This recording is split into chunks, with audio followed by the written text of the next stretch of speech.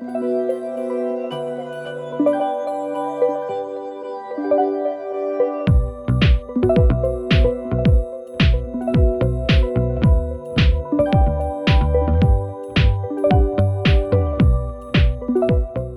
Complex 1 to configure the pad for launch and prepare to power on Electron for the day's operations. Meanwhile, our operators in Mission Control start checking in to their stations.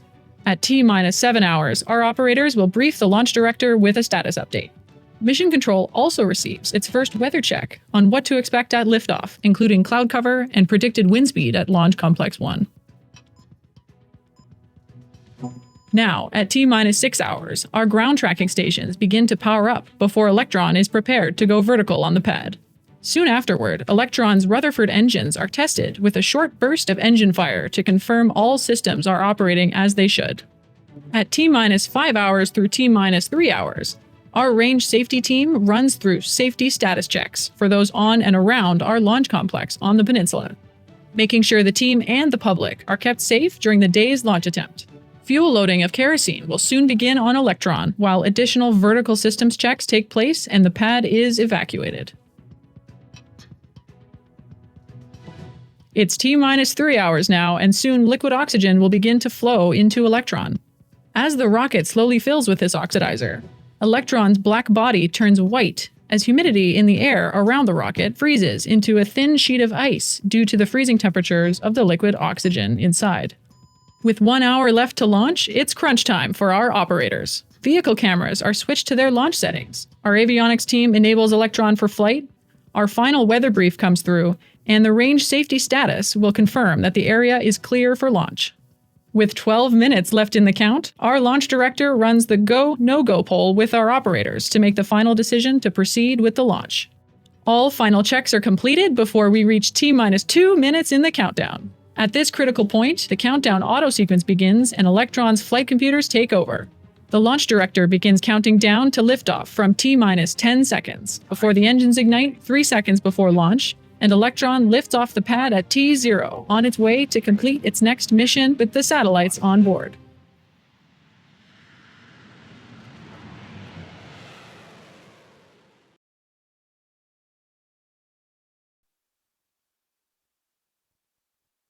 Ten, 9, 8, 7, 6, 5, 4, 3, 2, 1. Liftoff.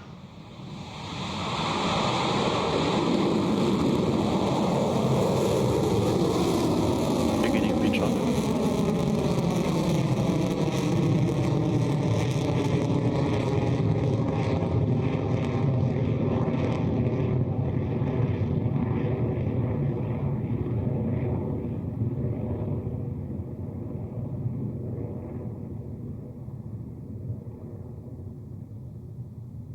Stage 1 propulsion nominal.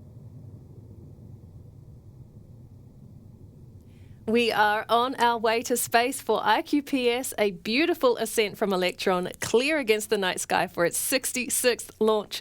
Now watch as those speed and altitude dials continue to climb up as we come up against maximum aerodynamic pressure shortly. We're now at T plus 53 seconds and counting into flight, so that call out for max Q should be heard soon across the nets.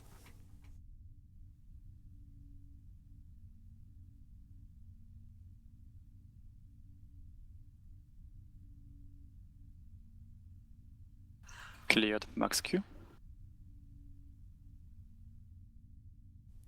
That's max Q confirmed, and Electron is continuing nominally, now about a minute or so away from staging, and MECO on the first stage.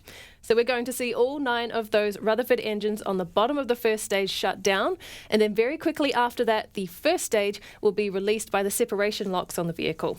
Straight away, we should see the second stage Rutherford engine light up to push Electron and its payload away and onward to orbit, just a few moments away from that now.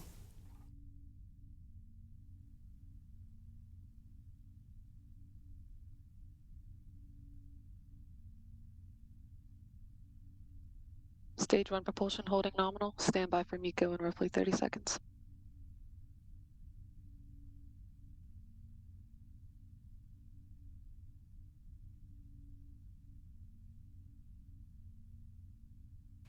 15 seconds to staging. Insert burnout detect mode.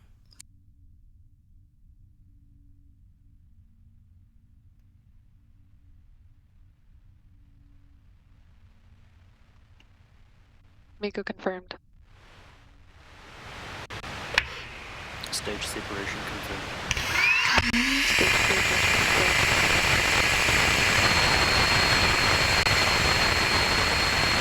That is a healthy Rutherford engine startup on the second stage now that we are clear of first stage MECO and stage separation.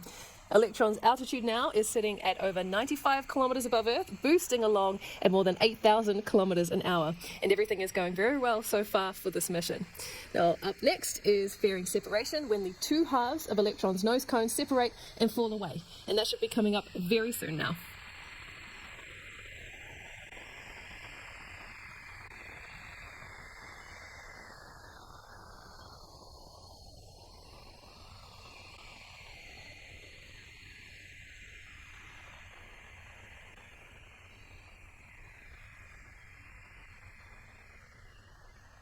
Fairing jettison confirmed.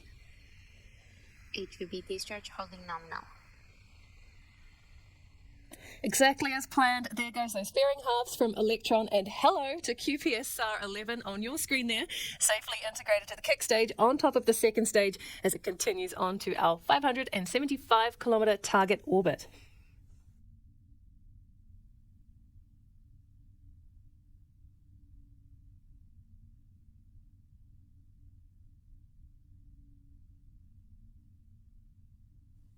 We've got just under 5 minutes or so of engine burn time for this stage 2 Rutherford left to go, and it takes absolute precision and control from our guidance system for the second stage to keep it on the path to orbit. And our engineers have to take into account the Earth's rotation, the forces of gravity, resistance against the vehicle, and the angle it should be oriented to carry the kick stage to a nominal transfer orbit. Now, Electron is programmed to make any adjustments needed along the way, but so long as those two lines on your screen for our planned and actual trajectory are closely aligned, then the mission remains in the clear.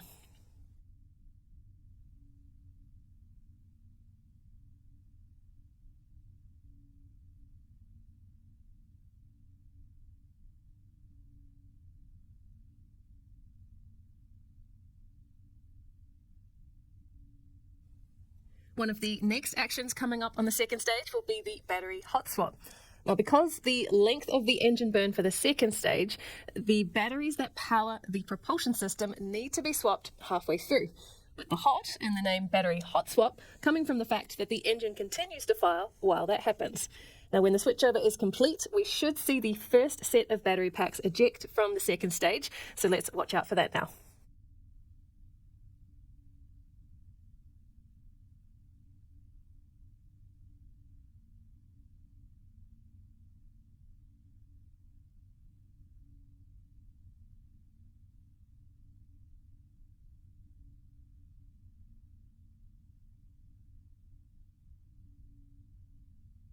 HVB discharge holding nominal, approaching hot swap in roughly 30 seconds.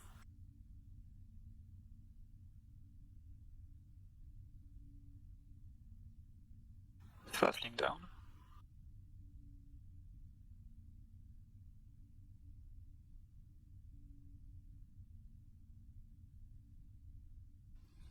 Battery jettison confirmed. Confirm hot swap successful. A seamless battery hot swap there for the Rutherford engine, continuing on bright and beautiful past 240 kilometers in altitude now. And we've got about 2.5 minutes left in this engine burn before the second stage reaches the nominal transfer orbit to separate the kick stage.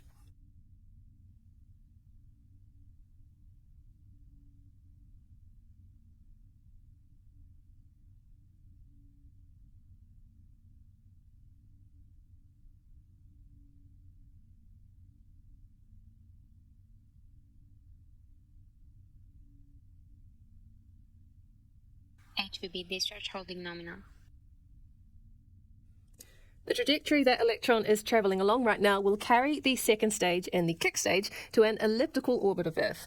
And this serves as a staging point for the final orbital insertion that is needed from the kick stage to place the iQPS satellite on a circular path.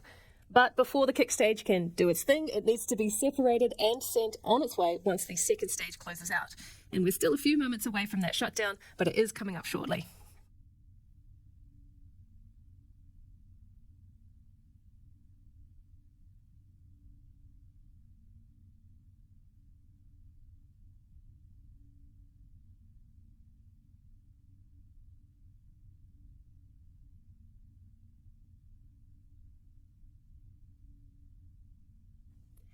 All right, not long now until SECO and stage separation for this mission, and the process for both is much the same as what went down with Electron's first stage separation and main engine cutoff, only this time it involves shutting down the Rutherford you can see on our screen for second engine cutoff, and then separation of the kick stage from the second stage.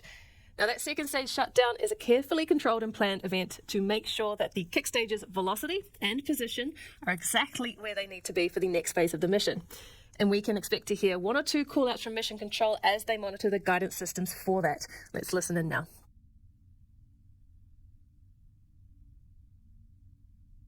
SECO confirmed. Stage separation confirmed. Nominal transfer orbit achieved. Great call out there from Mission Control. That is SECO confirmed for the second stage, with the kick stage now successfully separated to its transfer orbit with the QPS SAR-11 satellite for iQPS. Both have a bit of a journey ahead of them as the kick stage and the satellite go for a coast around the Earth before the kick stage can ignite its own propulsion system to perform the final maneuvers that place the payload on orbit. So we've got about 40 minutes or so until that takes place, but we are not done yet. We're going to take a bit of a break now, so go and grab a coffee and enjoy the relaxing tunes of our good friend Tim Dodd, the Everyday Astronaut. And I hope I'll see you back here to close out the mission with payload deployment soon.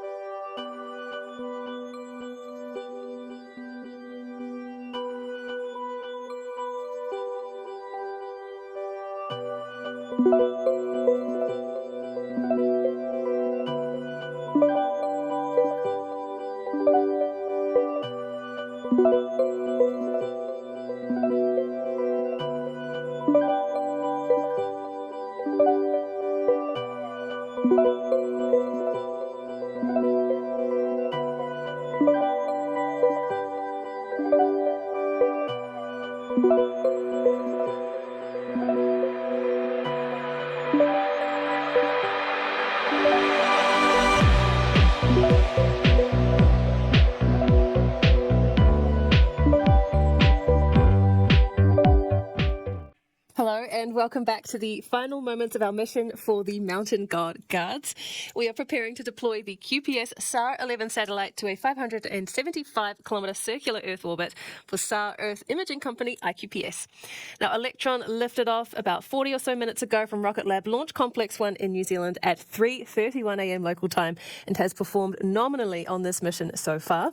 Now, after the kick stage was separated to its transfer orbit with the iQPS satellite, the mission entered a coast phase around Earth for about 40 minutes or so. Now, about 2 minutes ago, the Curie engine on the kick stage ignited to course correct the mission to the circular orbit that we need. And all was nominal there for Curie startup and shutdown, so we are just moments away for the QPS SAR-11 satellite to be deployed. So let's tune in now to Mission Control and listen into the final few moments of the mission.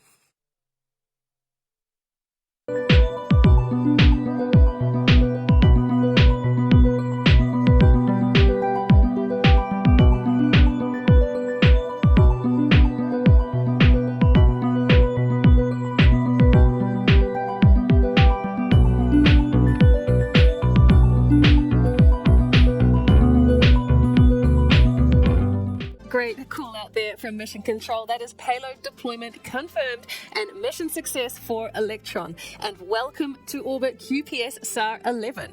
Now, congratulations to the whole team at iQPS, another bird in the sky for your constellation. And once again, congratulations to the Rocket Lab team on another successful launch, because that is 66 Electron launches in total now, and our 8th mission of the year, with our next Electron mission less than 2 weeks away from Launch Complex 1 again. So stay tuned on our socials to learn more about that next mission in the coming days.